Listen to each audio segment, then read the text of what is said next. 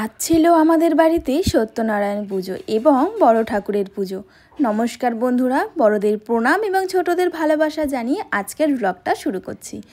বন্ধুরা তো দেখো, এখন হলো কিন্তু বাজে প্রায় 3টে। তো সেই সময় কিন্তু আমরা দেখো সব জোগাড় যন্ত্র করছি ঠাকুরের জিনিস, যেহেতু সত্যনারায়ণ পুজো তো তার জন্য কিন্তু প্রথমে ঘরের কাজগুলো কমপ্লিট করছি। আর এখানে দেখো আমি, দিদি এবং কাকিমা মানে সবাই মিলে একসাথে কিন্তু আমরা জোগাড় করছি। দিদি এখানে ফল বানাচ্ছিল আর আমি এখানে কিন্তু মিষ্টি, তারপরে নৈবেদ্য, এগুলো সব কিন্তু সুন্দর করে সাজিয়ে গুছিয়ে রাখছিলাম, কারণ আর কিছুক্ষণের মধ্যেই কিন্তু আমাদের ব্রাহ্মণ ঠাকুর চলে আসবে। তো সেই জন্য কিন্তু আমরা সবটাই একবারে করে রাখছি, যাতে সত্যনারায়ণ পুজো এবং বড় ঠাকুরের পুজো দুটোই একবারে করে রাখি। তো এই দেখো এখানে কিন্তু আমি মোটামুটি সবগুলোই সাজিয়ে ফেলেছি, তো আর বাকি রইলো। তো দেখো এবার কিন্তু আমাদের চলে এসেছে ব্রাহ্মণ ঠাকুর। তো এসেই কিন্তু উনি যেহেতু সব ঘট পাতবে এবং সব কিছু দেখে নিচ্ছে যে ঠিকঠাক আছে কি না। তো আর আমরাও কিন্তু হাতে হাতে করে দিচ্ছি, যে যেগুলো আমরা এখনও করে উঠতে পারিনি সেগুলো কিন্তু উনি যা যা বলছে সবটা করে দিচ্ছি। তো বন্ধুরা, তোমাদের অনেককেই আমি নিমন্ত্রণ করেছিলাম আমাদের বড় ঠাকুরের পুজোতে। তো জানি হয়তো তোমরা অনেকেই আসতে পারোনি, কিন্তু অনেকে এবার এসেছো আর তার জন্য অনেক অনেক ভালো লেগেছে। তো দেখো এখন কিন্তু আমাদের পুজো শুরু হয়ে গেল।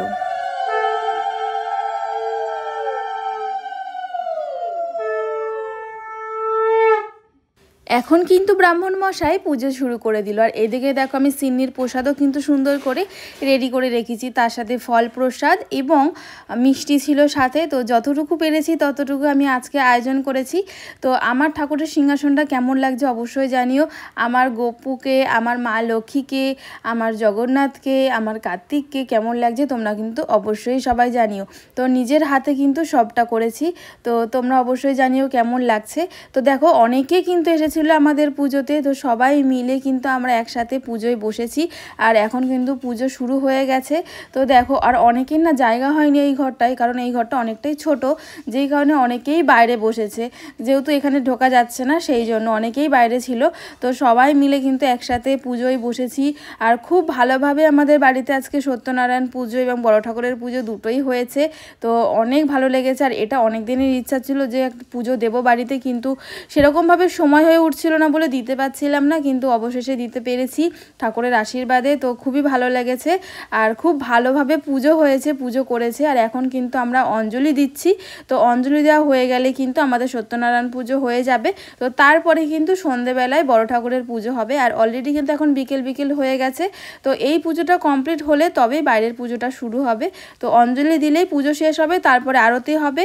আরতি হয়ে গেলেই পুজো কমপ্লিট হয়ে যাবে।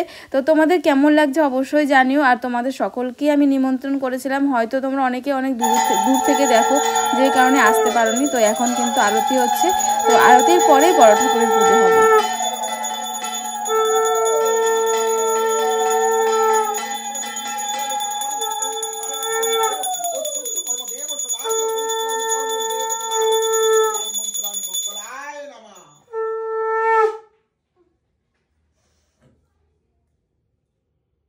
এখন কিন্তু আরতি হচ্ছে, তো তারপরেই আমাদের পুজো শুরু হবে। আমাদের বাইরে গিয়ে বড় ঠাকুরের পুজো। আর এখানে রয়েছে আমার বড় মা। তো সবাই বলো জয় বড় মা, সবাইকে ভালো রেখো, সুস্থ রেখো, এটাই চাই।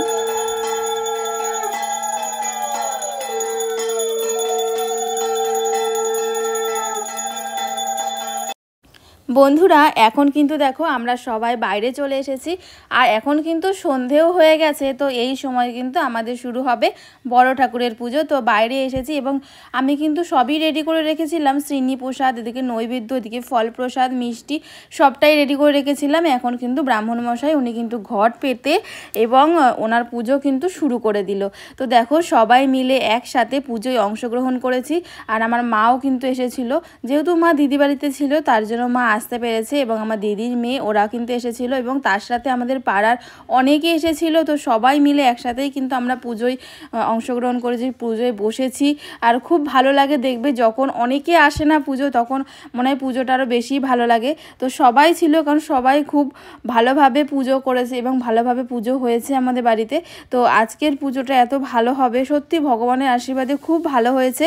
এবং সবাই খুব ভালোভাবে প্রসাদও পেয়েছে, মানে সবটা ভালো হয়েছে। এবং ব্রাহ্মণ মশাই উনিও কিন্তু খুব ভালো পুজো করেছেন। তো দেখো এখন কিন্তু পুজো চলছে, তো তারপর পুজো কমপ্লিট হলে তো প্রসাদ বিতরণ হবেই।